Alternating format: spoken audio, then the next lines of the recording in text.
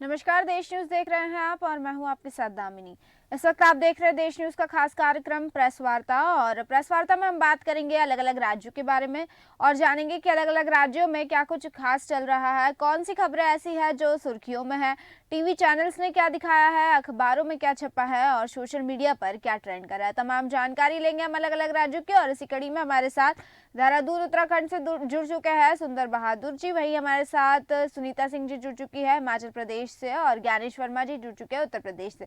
सबसे पहले ज्ञानेश वर्मा जी, आपका रुख करना चाहूंगी, आपसे जानना चाहूंगी कि उत्तर प्रदेश की तमाम बड़ी अपडेट्स क्या है। मैं आपको सबसे पहले जानकारी देना चाहूंगा उत्तर प्रदेश में कि जो हमारे कर्मचारी हैं राजस्व विभाग के, उन जी। पर आखिर किस तरीके से जो है वो कहीं ना कहीं जो पैसे का खुमार है वो चढ़ा हुआ है। नहीं, बता दूं कि कुशीनगर के जो है लेखपाल, उनको जो है लगभग एंटी करप्शन की टीम में जो है कानून को थे वो मंत्री यादव, हम्म। उनको रंगे हाथों गिरफ्तार किया गया है। बिशुनपुर थाना के बाहर से उनको गिरफ्तार की गई है उनकी। जी। बता दूं कि फील्ड बुक बनाने और जमीन की पैमाइश के नाम पर वो 5,000 रुपए की डिमांड कर रहे थे पीड़ित से। हम्म। और जो पीड़ित है वो बिशुनपुर थाना क्षेत्र के बास गांव का निवासी है। उसका कहना था कि इन्होंने हमसे जो है वो फील्ड बुक और ये जमीन की पैमाइश के लिए 5,000 रुपए की डिमांड की थी। तो उसने एंटी करप्शन टीम को फिर जानकारी दी। तो एंटी करप्शन की टीम आकर फिर मौके पर जो था वो कहीं कानून को जो यादव जी थे उनको गिरफ्तार करके ले गई है। जी। और इसी तरीके से बता दूं कि जो राजस्व के अधिकारी हैं वो कहीं ना कहीं जनता के बीच उनकी समस्याओं का निदान नहीं करते हैं। हम्म। वो हालांकि कहीं ना कहीं पैसे और धन के लालच में, आपको बता दूं कि फतेहपुर का ही एक मामला है। कोर्ट के आदेश की अवहेलना के बाद में 5 लेखपालों पर कोर्ट ने कार्रवाई के लिए आदेश दिए हैं। एक जी। को निलंबित कर दिया गया है दामिनी, वहीं 3 लेखपालों को एक कारण बताओ नोटिस जारी किया है। हम्म। और लेखपाल के खिलाफ प्रतिकूल प्रविष्टि जारी कर दी गई है कि कब्जों जो कब्जेदार है उनका साथ दे रहे थे ये लोग। उनमें लेखपाल के हम नाम बता दें कि शुभम है, लेखपाल सतीश है और पौर्ण है उत्तम, जी। अशोक को, इन लोगों को कोर्ट ने नोटिस जारी किए। हम्म। बिनती बिनती के एसडीएम अनिल यादव ने बड़ी कार्रवाई के लिए किया है इन्होंने। लेकिन बड़ी बात ये भी है तामनी कि कहीं न कहीं देखिए इतना कानून योगी सरकार सख्त होने के बावजूद ये जो अधिकारी हैं राजस्व के, ये नहीं सुधर रहे हैं। जी। आपको बता दूं यहाँ तक एक ऐसा मामला है, हाईकोर्ट, इलाहाबाद हाईकोर्ट ने एक मुकदमे में 2 आदेश देने वाली एसडीएम की जांच का आदेश दिया था। हम्म। देवरिया से जुड़े मामले में हाईकोर्ट ने कहा कि मामला गंभीर है, मुख्य सचिव उच्च स्तरीय जांच कराएं। हम्म। तो इसको लेकर के बता दूं कि इलाहाबाद हाईकोर्ट ने एक ही मामले में 2 विपरीत आदेश देने वाले देवरिया के एसडीएम सदर के खिलाफ उच्च स्तरीय जांच का आदेश दिया है। जी। कोर्ट ने प्रमुख सचिव राजस्व से कहा है कि कलेक्ट्रेट देवरिया से रिपोर्ट प्राप्त कर एक उच्च स्तरीय जांच गठित करें हम्म। और इसे एक निश्चित समय के अंदर पूरी कर रिपोर्ट प्रस्तुत करें। यह आदेश जो है न्यायमूर्ति क्षिति शैलेंद्र ने देवरिया के शिव नारायण जी। तिवारी की याचिका पर सुनवाई करते हुए दिया है। हम्म। और याचिका का कहना है कि उसने राजस्व रिकॉर्ड के इंदिराज में संशोधन का वाद एसडीएम न्यायालय में दाखिल किया था। इस जी। पर एसडीएम ने 17 अगस्त 2023 को 2 आदेश किए हैं।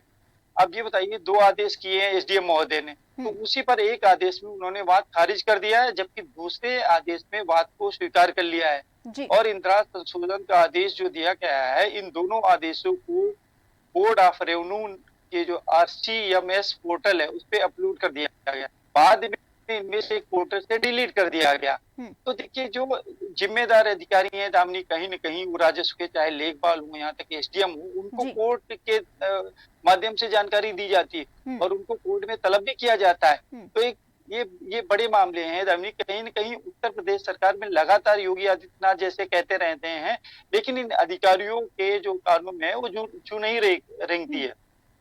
आपको बता दूं कि अमिताभ ठाकुर है, उन्होंने डीजीपी को जो है एक पत्र लिखा है, पुलिस कमिश्नर का तबादला जो कर दिया गया है। हाल ही बता दूं एक मामला था कि फर्जी केस में पीड़ित परिवार को जेल भेजने का, जी। माफिया को जमीन कब्जा कराने के मामले में अमिताभ ठाकुर ने जो है वो डीजी को पत्र लिखा और कहा है कि पुलिस कमिश्नर का तबादला कर देना ही नहीं कार्रवाई है, हम्म। उस पे जांच करके जो कार्रवाई है वो होनी चाहिए। क्या जी। होता है दामनी की यहाँ पे यही स्थिति है कि आप जब किसी में संलिप्त पाए जाते हो, अधिकारी पाया जाता है, तो फिर उस पर कहानापूर्ति ट्रांसफर कर दिया जाता है। हम्म। तो क्या उससे उससे भ्रष्टाचार कम होगा? हम्म। अब बता दूं कि उत्तर प्रदेश के आगरा में जो भूमाफिया से मिलकर पीड़ित परिवार को एसओ जितेंद्र ने जेल भेज दिया था। जो पीड़ित था ये लोगों ने उनको जेल भेज दिया, उसकी करोड़ों की जमीन जो है माफिया को कब्जा करा दिया। मामले में एसओ के खिलाफ मुकदमा बड़ी मुश्किल से दर्ज हुआ जी। और मंगलवार को सीपी प्रीतम सिंह का तबादला कर दिया। जब ये सब आवाजें उठी तब फिर इनका तबादला करके खानापूर्ति की गई। तो उसी को लेकर इन लोगों ने मांग किया है कि अगर ये जो है इस इन पे कार्रवाई होनी चाहिए। तो इस मामले को बता दूं कि आजाद अधिकार सेना के जो राष्ट्रीय अध्यक्ष है अमिताभ ठाकुर, ये पहले पुलिस विभाग के जिम्मेदार अफसर भी थे, लेकिन अब हालांकि ये आजाद अधिकार जो सेना के राष्ट्रीय अध्यक्ष हैं, तो इन्होंने जो है डीजीपी साहब को पत्र लिखा है कि पुलिस की शय पर करोड़ों की जमीन कब्जा करने के मामले में जो पुलिस कमिश्नर है प्रीतिंदर सिंह का ट्रांसफर केवल पर्याप्त ही नहीं है, उन आरोपियों के खिलाफ कड़ी कार्रवाई की भी मांग की है। तो इस तरीके के जो जिम्मेदार अफसर हैं, कहीं न कहीं जो पीड़ित होता है उसी के लिए एफआईआर लिखी जाती है उसके ऊपर, और फिर जब बहुत कोई पैरवी करने वाला होता है, जानकारी देना होता है, तब मामला खुलासा होता है और उसके बाद में वो फिर क्या करते हैं, जो अधिकारी संलिप्त होते हैं उनका ट्रांसफर करके खानापूर्ति की जाती है। तो हालांकि खैर इन्होंने जो है ठाकुर साहब ने उन्होंने डीजीपी यूपी को पत्र भेजा है। पत्र में उन्होंने यह भी कहा है कि सामने आए तथ्यों से जो जगदीशपुरा थाने में करोड़ की जमीन पर बिल्डर को कब्जा दिलाया गया है, पीड़ित परिवार के लोगों को ही जेल भेज दिया गया है। मामले में स्वयं पूर्व कमिश्नर की भूमिका सामने आ रही, इसके बाद मात्र उसका ट्रांसफर कर दिया गया है। जी।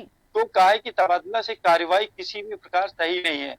अमिताभ ठाकुर ने डीजीपी से इस मामले में प्राप्त तथ्यों की किसी सीनियर आईपीएस अफसर से जांच कराने की मांग की है। साथ ही प्रीतिंदर सिंह के खिलाफ नियमानुसार कार्रवाई की मांग की है।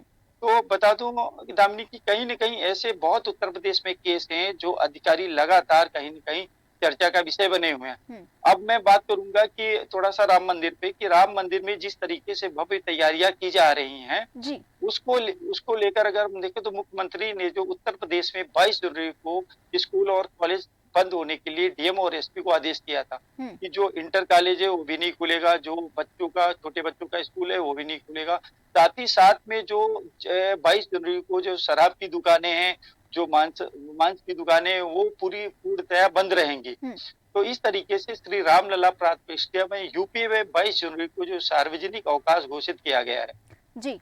इसको लेकर बता दूं कि जो रामलला के नवीन ग्रह की प्राण प्रतिष्ठा समारोह से आम जनमानस के जो भावनात्मक जुड़ाव है, उसको देखते हुए योगी आदित्यनाथ ने ये निर्णय लिया है और 22 जनवरी को प्रदेश में शिक्षण संस्थाओं में जो अवकाश है घोषित करने के आदेश दिए गए हैं। तरीके से पूरी तैयारी है राम मंदिर के लिए जो है सरकार लगी हुई है। अब हम बात करेंगे दामिनी की, कांग्रेस जो है, कांग्रेस में बहुत से ऐसे लोग थे जिनका कहना था कि हम जो है राम मंदिर प्राण प्रतिष्ठा में नहीं जाएंगे, लेकिन कहीं न कहीं अब देखिए कुछ ऐसे नेता हैं जिनका कहना है कि कांग्रेस द्वारा राम मंदिर प्राण प्रतिष्ठा के निमंत्रण को अस्वीकार करने पर कांग्रेस के जो नेता हैं दिग्विजय सिंह, उन्होंने कहा है धर्म का उपयोग राजनीति में नहीं होना चाहिए।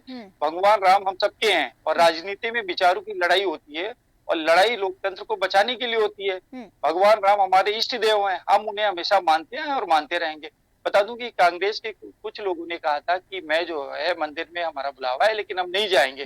तो कहीं ना कहीं इस पर जब है मंदिर को लेकर या हम बात करें कि धर्म को लेकर, तो इस पे चर्चाएं छिड़ जाती हैं और फिर लोग कहीं ना कहीं डिबेट करने लगते हैं, अपनी बातों को रखने लगते हैं। तो इसको लेकर जब इन लोगों ने कहा तो कहीं ना कहीं फिर ये हुआ कि नहीं, कुछ उनके जो बड़े नेता वो आए, कहने लगे हमारे राम है और हम उनको मानते भी। तो इस तरीके से बता तो एक घटना और है जिस पर कांग्रेस की जो प्रदेश व्यापी धरना प्रदर्शन है उसको करेंगे। प्रदर्शन के देखते हुए पुलिस बल जो है वो लखनऊ में तैनात कर दिया गया है।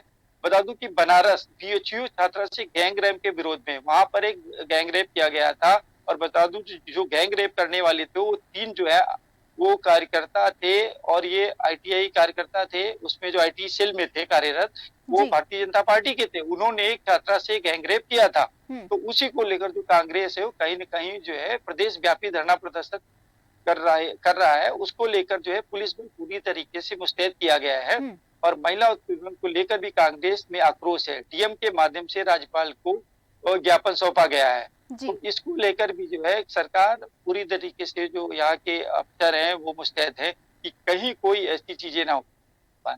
अब हम थोड़ा सा राम मंदिर पे और चर्चा करेंगे दामिनी की, जो अयोध्या में 22 जनवरी को रामलला के प्राण प्रतिष्ठा होनी है, हम्म। उसको जोर शोर से लेकर तैयारियां की जा रही। जी। इस समारोह को भव्य बनाने के लिए यूपी सरकार और अयोध्या प्रशासन दमखम से जुटा हुआ है। हम्म। राम मंदिर का प्रथम तल बनकर तैयार हो गया है और पीएम मोदी को श्री राम जन्मभूमि तीर्थ क्षेत्र ट्रस्ट की ओर से प्राण प्रतिष्ठा कार्यक्रम में मुख्य यजमान के रूप में आमंत्रित किया गया है। जी। यानी इस बात की पूरी संभावना है कि प्रधानमंत्री अपने हाथों से ही रामलला की मूर्ति को गर्भगृह में सिंहासन पर विराजमान करेंगे।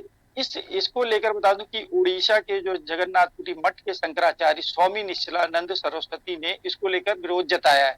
जी। उनका कहना है कि जो है, इन्होंने एक बयान भी दिया था, उनका कहना है कि 22 जनवरी 2024 को जो अयोध्या में रामलला प्राण प्रतिष्ठा होनी है, अनुष्ठान होना है, उसमें शामिल होने के लिए वो अयोध्या नहीं जाएंगे। जी। जब पूछा कि कारण क्या है, तो उन्होंने बताया कि रतलाम ने त्रिवेणी तट पर हिंदू जागरण सम्मेलन को संबोधित करने पर शंकराचार्य निश्चलानंद ने मीडिया से बात की थी और मोदी जी को लोकार्पण करेंगे, मोदी को स्पर्श करेंगे, तो मैं वहां नहीं जाऊंगा, वहां तालियां बजाने के लिए नहीं जाऊंगा।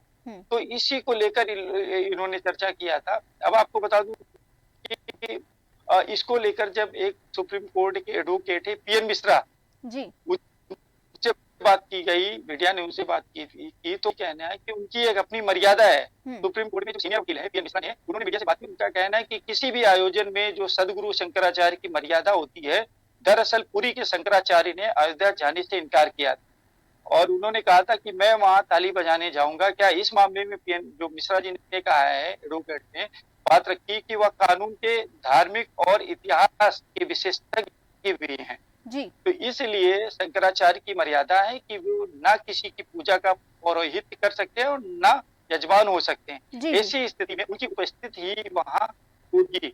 जी। इस स्थिति पर हम शायद पूरी पीढ़ी शंकराचार्य ने शायद कहा होगा कि हम वहां तालियां बजाने जाएंगे। जी बिल्कुल ज्ञानेश जी। शंकराचार्य के सम्मेलन समय समय पर हुए हैं, वैसे ऐसे समारोहों में अमूमन चारों शंकराचार्य इकट्ठा होंगे। जी ज्ञानेश जी, वहीं आपके पास जाना चाहूंगी सुंदर बहादुर जी और आपसे जानना चाहूंगी कि उत्तराखंड की तमाम बड़ी अपडेट्स और खबरें क्या हैं।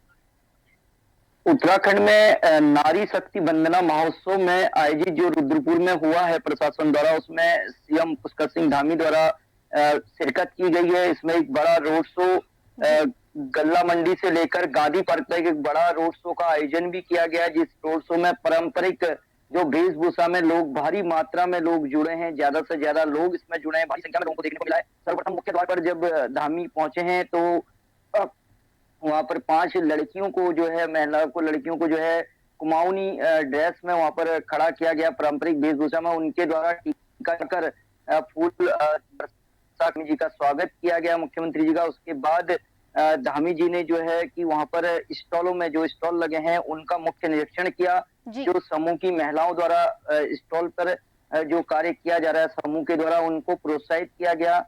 साथ ही भारत विकास यात्रा से जुड़े हुए जो लोग हैं उनके साथ डायरेक्ट संवाद भी किया।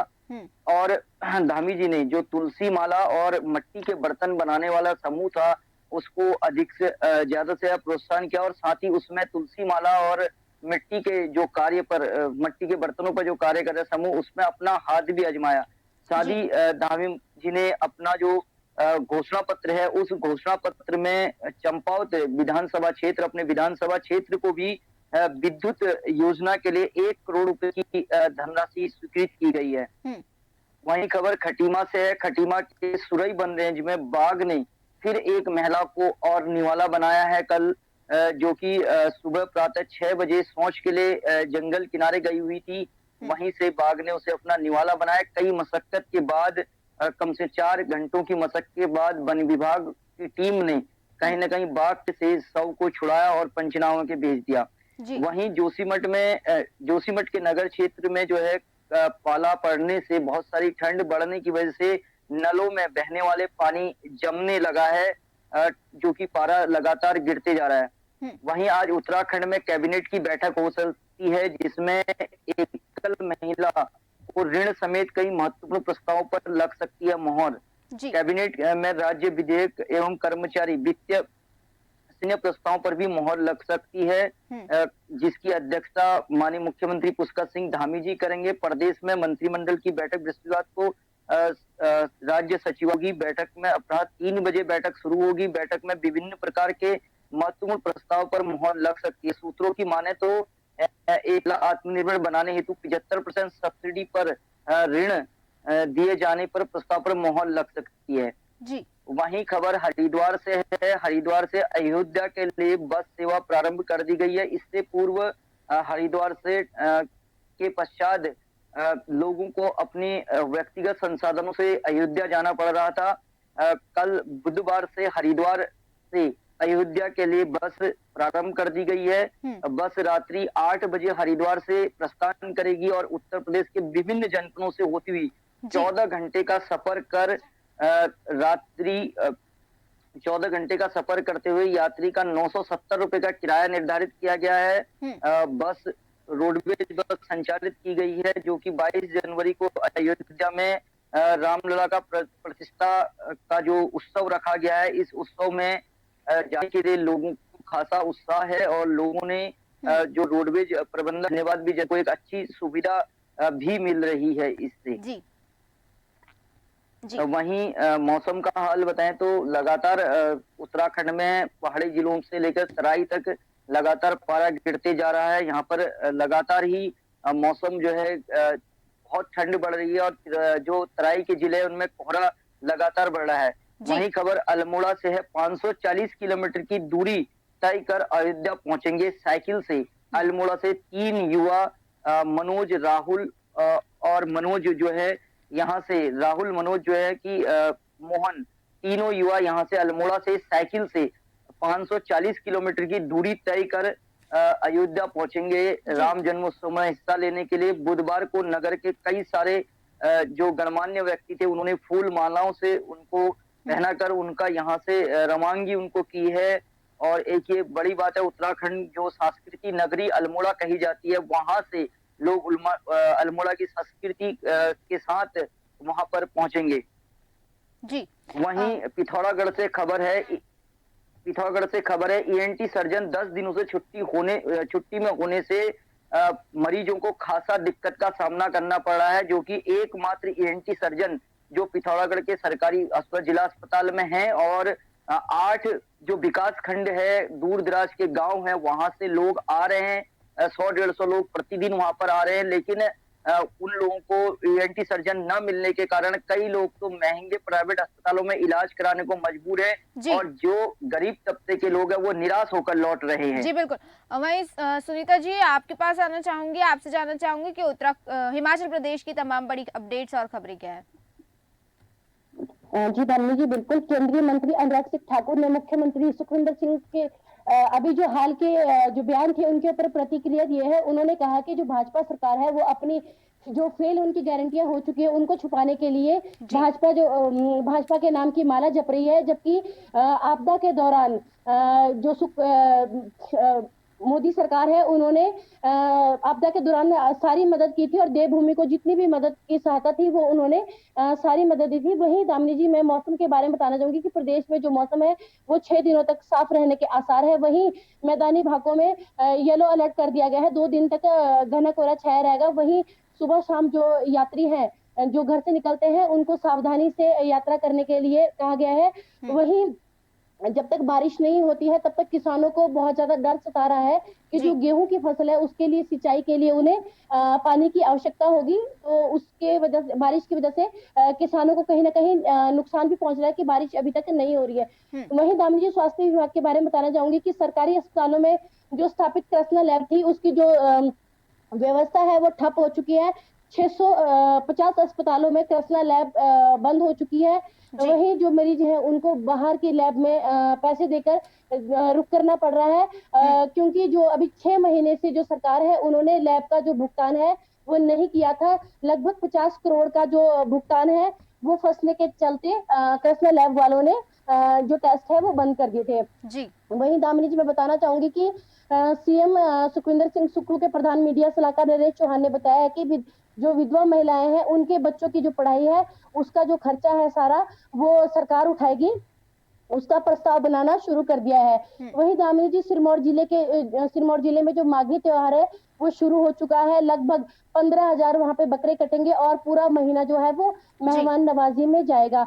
वहीं दामिनी जी बताना चाहूंगी कि हिमाचल के सोलन शहर में नगर निगम की जो टीमें हैं वो बाजार के बाहर जो अतिक्रमण हो रहा है उनको हटा रही है, और जो अतिक्रमण कर रहे हैं उनसे जो जुर्माना है वो वसूला जा रहा है। और नगर निगम की टीमें दिन में 2 बार जो है वो निरीक्षण कर रही है।